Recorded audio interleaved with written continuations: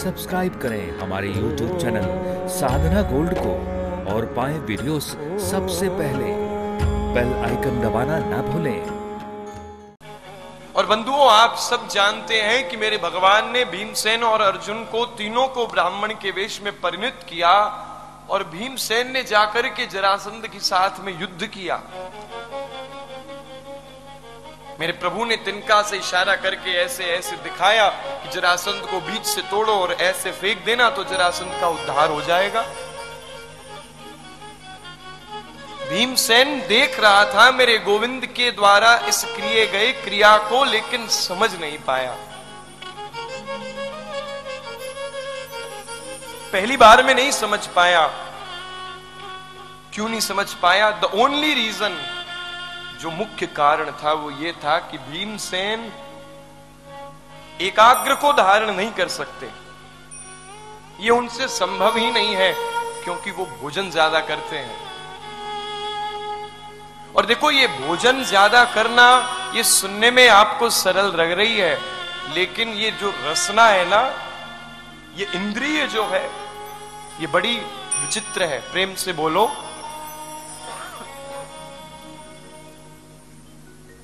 ये बड़ी विचित्र है। और ये रसना के कारण ही तो मछली जाल में भी फंसती है।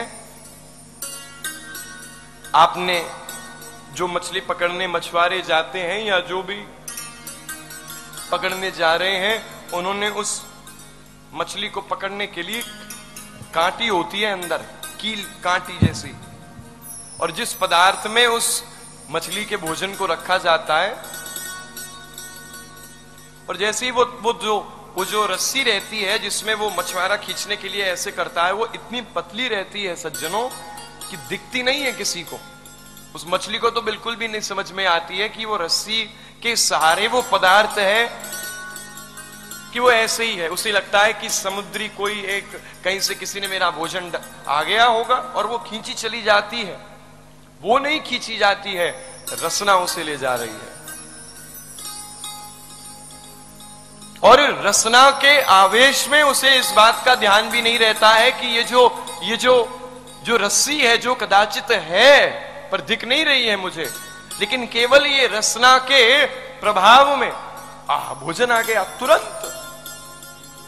और उसी आवेश में आकर के जो है मछली की जो जिह्वा या जिससे भी वो उस पदार्थ को ग्रहण करती है, वो उस कांटे में जाकर के फंस जाती है। और वो फिर जैसे ही फंसती है तो उसमें रस्सी पे महाराज कोई अगर पदार्थ को मछली जब अपने रसना से ग्रहण करने जाएगी ना, तो मछुआरे को तुरंत उस रस्सी में महाराज मछली अटक जाएगी, तो उसे समझ में आएगा कि कोई फड़फड़ा रही है अंदर।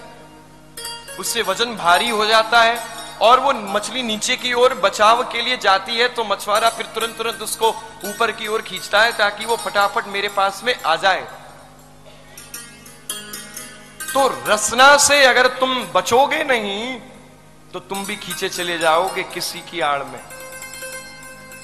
चाहोगे भी बचने का कि नहीं मुझे बचना है, मुझे अब निकलना है, लेकिन एक बार रसना उस कांटे में तुम्हारे अटक गया तो फिर तो वो मछुआरा तुम्हें अपनी तवा में ही रखेगा। तात्पर्य मेरा यही है कहने का कि आप अपनी इंद्रियों को संयमित रखें। बिल्कुल। और संयमित कैसे रहेगी ये इंद्रियां? बोले इनको कृष्ण की ओर मोड़ दीजिए आप। ये नेत्र अगर आपको मेरे ठाकुर जी ने दिए हैं, तो ज्यादा से ज्यादा ये नेत्र आपके मेरे भगवान श्री रघुनाथ जी का, जानकी वल्लभ जी का, बिहारी जी का दर्शन करें, इसका हम प्रयास करें। हमारी ये इंद्रिय सफल हो जाएगी। ये कान हमें अगर गोविंद ने प्रदान किए हैं, तो इस कान की शुद्धिकरण अगर हमें करनी है, तो ज्यादा से ज्यादा हमारे आसपास में मेरे प्रभु का नाम गाया जाए, हम उस संगति में रहें, हमारे कान पवित्र हो जाएंगे। ये नासिका अगर हमें गोविंद ने दी है, तो महाराज परफ्यूम जो हम लगा रहे हैं, जिसके अंदर अल्कोहल की मात्रा है, तो महाराज क्या कर रहे हो आप? गोविंद से जुड़े हुए पदार्थ तुम्हारी नासिका को मिले तो ये नासिका शुद्ध हो जाएगी। रसना, हमारा मन उसी भोजन की ओर ज्यादा जाता है जो भोजन मेरे गोविंद को भोग कभी नहीं लगाया जाता है। अगर हम चाहते हैं कि हमारी रसना किसी चीज में फंसे नहीं, तो हम उस पदार्थ का त्याग करें जो मेरे प्रभु को भोग लगता नहीं है। बंधुओं, ये चमड़ा अगर हम ये सोचते हैं कि हम तपेंगे नहीं और हम केवल आराम करेंगे और अपने जीवन को बस बेड में रह करके बिताएंगे, तो आप देखो बंधुओं, जिसके जीवन में तपस्या नहीं है उसके जीवन में सिर्फ समस्या ही समस्या है। आप तपिए, इस चमड़े को अगर कोई चीज ताकतवर बना सकती है तो वो ताप ही है और कुछ नहीं। अगर कोई व्यक्ति आपको रोज गाल पे ऐसे ऐसे मारेगा ना, तो एक समय ऐसा आएगा कि उसके हाथ में चोट लगेगी और आपके गाल में नहीं लगेगी। अभ्यास कीजिए महाराज, स्वाध्याय बना रहे। चाहे आप संगीत वाले हैं, आप भागवत कथा करते हैं, आप इंजीनियर हैं, आप डॉक्टर हैं, आप वकील हैं, आप किसान हैं, आप दरबान हैं, आपके चमड़ों के माध्यम से तपस्या होनी अनिवार्य है।